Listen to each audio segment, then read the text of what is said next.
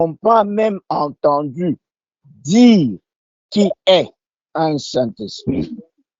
Il dit, de quel baptême avez-vous donc été baptisés?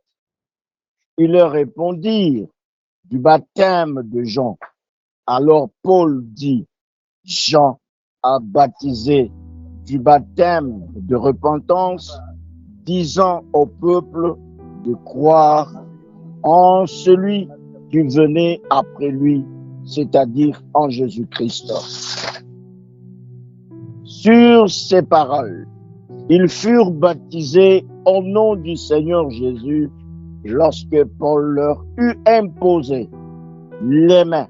Le Saint-Esprit vint sur eux et ils parlaient en langue et prophétisaient.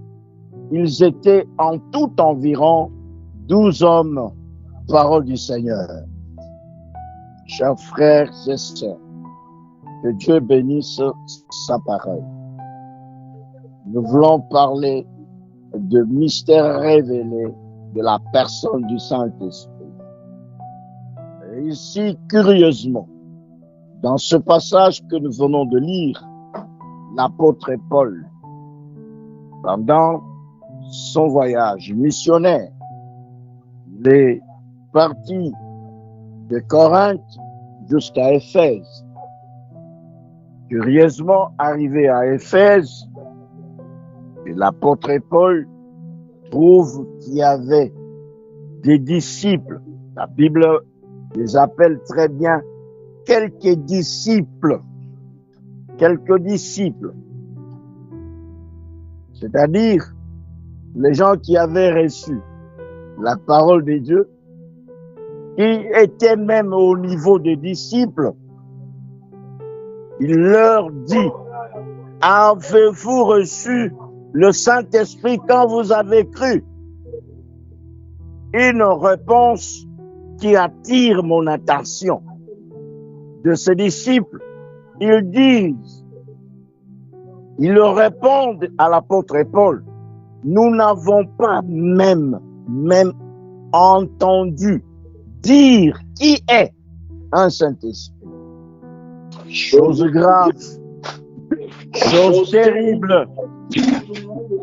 Parmi les disciples même, bien-aimés, les disciples appelés disciples, sans avoir entendu même parler du Saint-Esprit. C'est un moment très capital sur cette chaîne pour nous tous qui nous connectons sur YouTube, Facebook ou n'importe quel réseau social où se trouve cette chaîne. Nous devons comprendre que c'est par le fait d'être disciple qu'on a reçu le Saint-Esprit. Chose grave. Nous devons parler du Saint-Esprit. Parler aux enfants de Dieu du Saint-Esprit. Parce qu'au moment où nous parlons, l'Église du Seigneur est conduite seulement par le Saint-Esprit. Parce que nous passons le temps de l'Église. Le temps de Père est passé. Le temps du Fils est passé. Maintenant, c'est le temps du Saint-Esprit. Et c'est le Saint-Esprit qui agit. Dans l'Église, et l'Église que j'ai toujours définie que ce n'est pas un bâtiment, ce que nous avons construit, mais l'Église que le Seigneur a dit, je bâtirai mon Église, c'est l'ensemble des appelés, l'ensemble des personnes mises à part par le Seigneur. Et c'est ces gens qui constituent l'Église. Et c'est cette Église qui est conduite par le Saint-Esprit du Seigneur, par l'Esprit de Dieu. Et je veux aujourd'hui aborder le premier point que je vais parler sur la personnalité et la divinité du Saint-Esprit. Le Saint-Esprit que Jésus a promis en disant en Actes des Apôtres au chapitre 1er, vers le verset 4, ainsi de suite, le Seigneur dit, attendez à Jérusalem. Ne vous déplacez pas. Ne faites pas encore quelque chose. Parce que, avant que vous puissiez poser n'importe quel acte, après mon départ, après mon enlèvement, après mon absence physique, parce qu'en ces temps-là, Jésus-Christ était avec ses disciples, on le voyait en personne, mais après lui, devrais-je laisser sa personne continuer à agir dans les disciples, parmi les disciples, sur les disciples? Il est avantageux que je m'en aille. Lorsque je serai allé, je vous enverrai un autre consolateur, le Paraclétos, un autre consolateur, le Paraclétos, un autre protecteur, consolateur, protecteur. Il devrait venir sur vous et il sera sur vous et il sera en vous. Gloire soit rendue au Seigneur. Quand Jésus était encore physiquement avec ses disciples, il était avec eux, mais il n'était pas en eux. Pour être dedans, il faut être spirituel. Parce que l'esprit n'a pas de limites, gloire au Seigneur. L'esprit n'a pas de frontières. Mais la personne, le physique est limité. Gloire soit rendue au Seigneur. On rencontre ces disciples en Actes des Apôtres qui s'étaient déjà convertis. Chers frères et sœurs, c'est pas le fait de se convertir dans l'église. C'est pas le fait de se repentir dans l'église qu'on devient membre de l'église. Non. Le Saint-Esprit, c'est celui-là qui nous fait membres de l'église du Seigneur. C'est le Saint-Esprit qui nous met en communion, en contact, en connivence, en connexion avec le Seigneur, le Saint-Esprit de Dieu. La personne du Saint-Esprit, la divinité du Saint-Esprit. Tous les versets qui parlent de la personnalité de l'Esprit affirment en général sa divinité. L'Esprit n'est pas simplement une puissance ou une expression figurée de l'énergie divine, comme l'ont prétendu beaucoup d'hérétiques, les gens qui n'ont pas compris c'est qui le Saint-Esprit, qui est le Saint-Esprit, ils sont en train de le chosifier. Même ici à Kinshasa, il y a d'autres personnes qui parlent de Molimo Ezali. Donc, c'est-à-dire, ils parlent du Saint-Esprit comme ils parlent d'une chose. Non. Ça, ce sont les hérétiques, ceux qui enseignent des erreurs doctrinales dans les églises. Ce n'est pas une simple puissance ou une simple expression figurée de l'énergie divine. Le Saint-Esprit, c'est lui-même Christ. C'est lui-même le Seigneur. Les Écritures saintes, la parole de Dieu, attribue au Saint-Esprit une personnalité distincte. Personnalité distincte. Comme le Père, comme les saints, comme le Fils. C'est le Saint-Esprit et le Père. Le Saint-Esprit et le Fils. Et le Saint-Esprit et l'Esprit de Dieu. Et il y a deux noms que le Saint-Esprit porte. Le Saint-Esprit s'appelle particulièrement l'Esprit de l'Éternel. Il est l'Esprit du Seigneur. Il est l'Esprit du Père. Il est l'Esprit de Christ. Le Saint-Esprit est l'Esprit de vérité, l'Esprit de vie, l'Esprit de foi, l'Esprit d'amour, l'Esprit de force, l'Esprit de sagesse, l'Esprit d'intelligence, l'Esprit de grâce, l'Esprit de gloire. C'est ça le Saint-Esprit. Le Saint-Esprit, c'est l'Esprit même de la crainte de l'Éternel.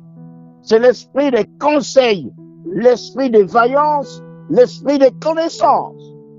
Et celui qui n'a pas l'Esprit de Dieu, n'a pas la connaissance, n'a pas la veillance, il n'a pas de conseil. Et Paul était surpris de rencontrer ces 12 disciples qui disent, ils n'ont jamais entendu parler du Saint-Esprit qu'il existe un certain Saint-Esprit. Très grave dans les églises. Le Saint-Esprit doit être prêché, enseigné dans nos églises aujourd'hui. Enseigné, et parce que c'est lui-même le moteur révélateur de l'Écriture sainte. Sans le Saint-Esprit, on ne peut pas découvrir les mystères cachés des Écritures. Gloire soit rendue au Seigneur. Le Saint-Esprit, en grec, chers frères et sœurs, a été utilisé et remplacé par un pronom masculin en grec et en hébreu. Est toujours employé à son sujet, bien qu'en grec le mot esprit soit neutre. Mais neutre, c'est-à-dire il n'est ni homme ni femme, il est neutre. L'esprit est doué de pensée, l'esprit est doué de connaissances, de langage, de volonté. Chers frères et sœurs dans le Seigneur, le Saint-Esprit, comme il est une personne, il a la personne de Dieu. Le Saint-Esprit, on peut l'attrister en nous. On peut l'attrister, on peut même lui mentir. Regardez Saphira et son mari Ananias. Ils ont menti au Saint-Esprit. Il était là avec les disciples. Et on a vu les disciples, mais ils n'ont pas vu le Saint-Esprit qui était avec les disciples. Aujourd'hui, celui qui agit en nous, qui agit dans les apôtres, dans les prophètes, qui agit dans les pasteurs, dans les docteurs, dans les enseignants de la parole de Dieu, dans les serviteurs de Dieu, c'est le Saint-Esprit. Il a fait de nous son habitation. Il a fait de nous sa maison. Il a fait de nous son instrument. Faites attention quand vous rencontrez un homme de Dieu dans votre église, dans votre contrée, dans votre quartier. Ne voit pas la chair. Mais il faut regarder au-dedans de cet homme qui est devenu l'habitation du Saint-Esprit. Il est devenu un homme esprit.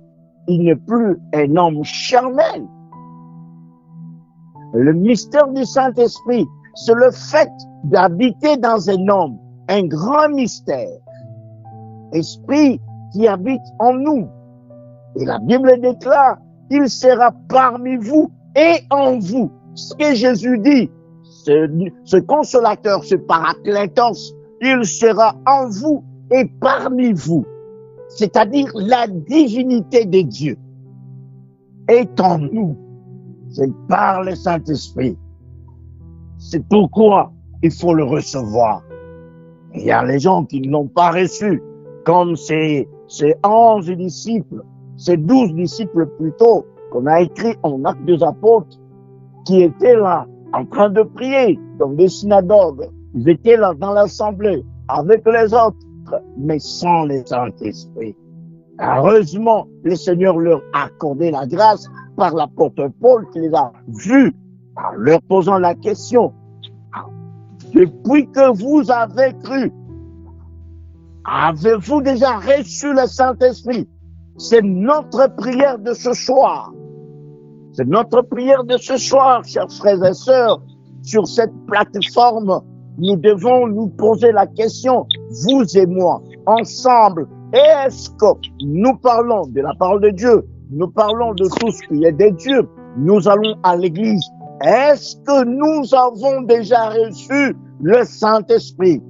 Et quand nous aurons le Saint-Esprit, et c'est le Saint-Esprit qui va nous annoncer, qui va nous révéler ces mystères, les mystères du Saint-Esprit, il y en a beaucoup. Il y en a beaucoup. C'est nombreux de mystères. Et pour en avoir, il faut tout d'abord recevoir le Saint-Esprit. C'est ce que Jésus a dit aux disciples, et avant de faire n'importe quoi dans l'œuvre de Dieu, restez à Jérusalem. Restez dans cette chambre haute jusqu'à ce que le Saint-Esprit va descendre. Et jusqu'à ce que cette promesse de Joël, chapitre 2, verset 28, s'accomplisse. Au dernier jour, je répandrai de mon esprit sur toute chair. Vos fils et vos filles prophétiseront, et vos jeunes gens auront des visions, et vos vieillards auront des songes. Même les vieillards doivent recevoir le Saint-Esprit. Même les jeunes doivent recevoir le Saint-Esprit. Même le petit doivent recevoir le Saint-Esprit. Et ses disciples, Acte 19, n'avaient pas encore reçu le Saint-Esprit. J'aimerais que pendant que je parle, que chacun de nous désire recevoir le Saint-Esprit là où il se trouve. Le Saint-Esprit qui donnera la sagesse. Le Saint-Esprit te donnera la connaissance. Le Saint-Esprit te donnera la puissance. Le Saint-Esprit te donnera la force. Le Saint-Esprit te conduira en toutes choses. Il t'orientera. Il t'ouvrira l'intelligence. Il t'ouvrira la sagesse. Avec le Saint-Esprit, nous perçons. Avec le Saint-Esprit, nous allons plus loin. Sans lui, nous ne pouvons rien faire. C'est ce que Jésus a dit, que sans moi, vous ne pouvez rien faire. Sans moi, c'est-à-dire sans l'Esprit de Christ, qui est le Saint-Esprit, qui est descendu depuis le jour de la Pentecôte. C'est bien de fêter la Pentecôte, comme ils l'ont fait ce dimanche passé. Aujourd'hui, le 9, le 8, c'était la Pentecôte. La Pentecôte, c'est le fait de recevoir le Saint-Esprit, de recevoir le vent impétueux. Ce jour-là, ils étaient tous dans la chambre haute, en train de prier.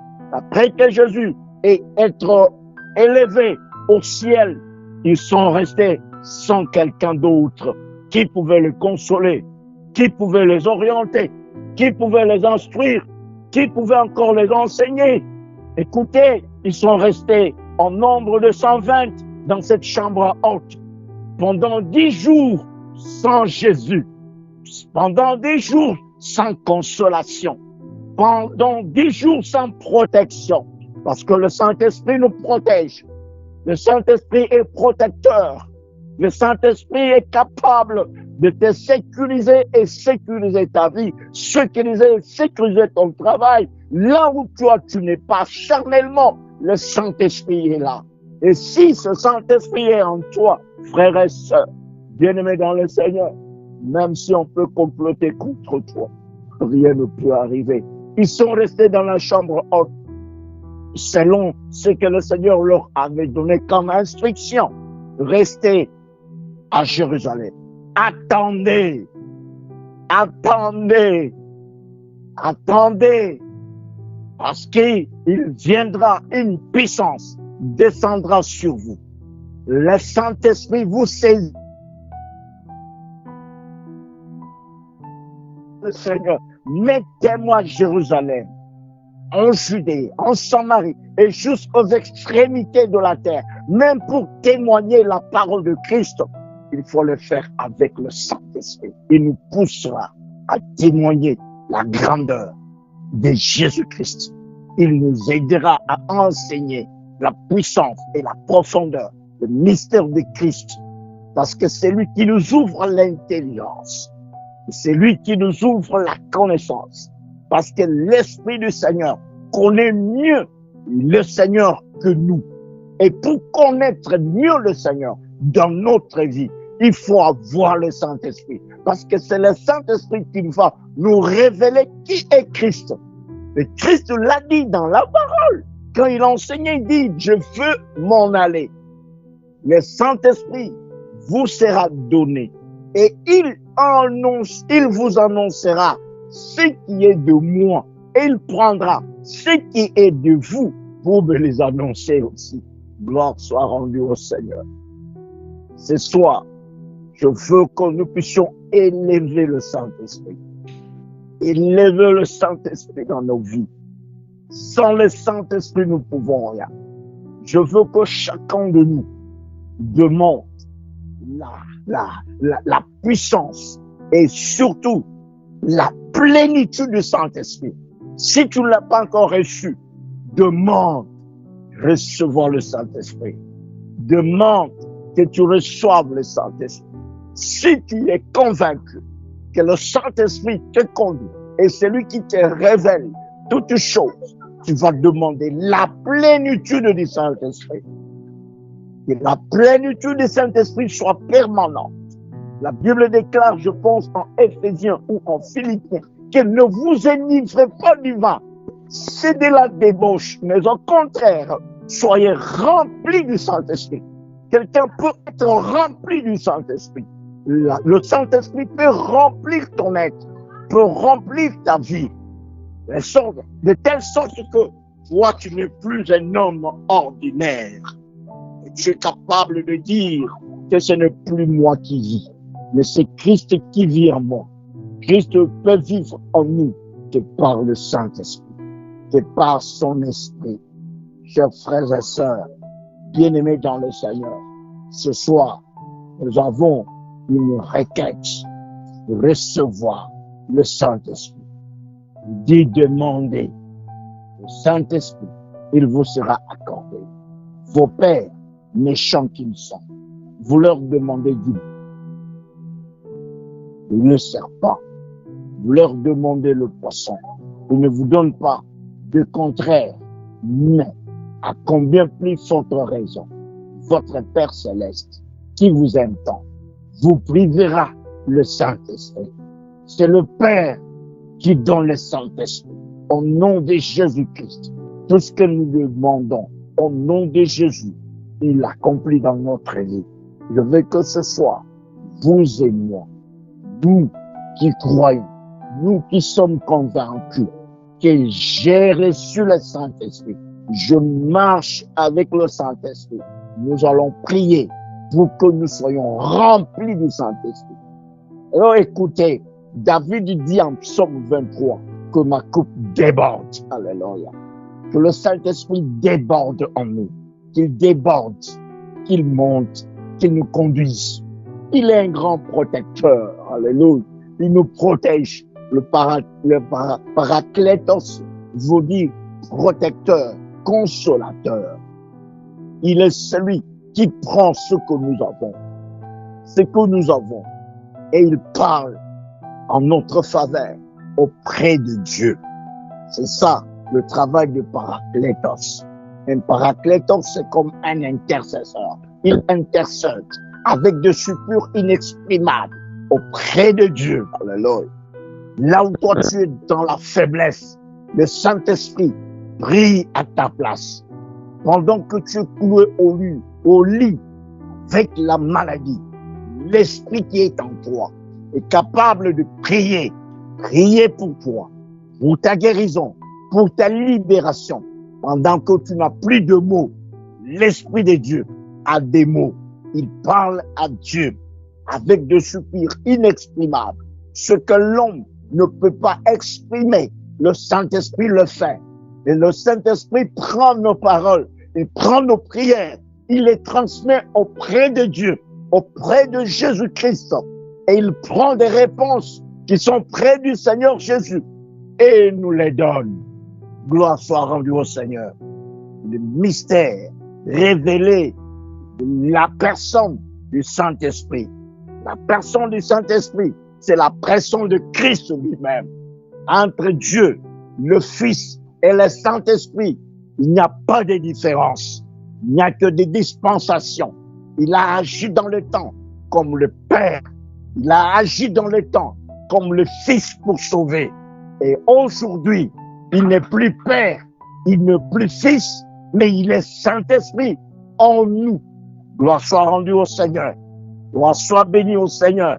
Parce que lui, la personne du Saint-Esprit, le Saint-Esprit, c'est l'Esprit de l'Éternel. Quand vous lisez même en Genèse, vous allez trouver, c'est l'Esprit de l'Éternel que l'Ancien Testament a parlé. C'est depuis la Genèse au chapitre 1er que l'Esprit mouvait sur les eaux, était au-dessus des eaux. C'est le même Esprit qui était au-dessus des eaux. C'est le même Esprit créateur C'est l'Esprit qui a créant l'homme à notre image. Notre image, c'est l'Esprit de Dieu. Nous reprenons l'image de Dieu par son Esprit. Quand l'Esprit habite en nous, nous prenons l'image de Dieu. Et avec l'Esprit de Dieu, nous marcherons comme des dieux. Gloire soit rendue au Seigneur. Et bien, regardez, vous êtes des dieux, mais vous mourrez comme des hommes.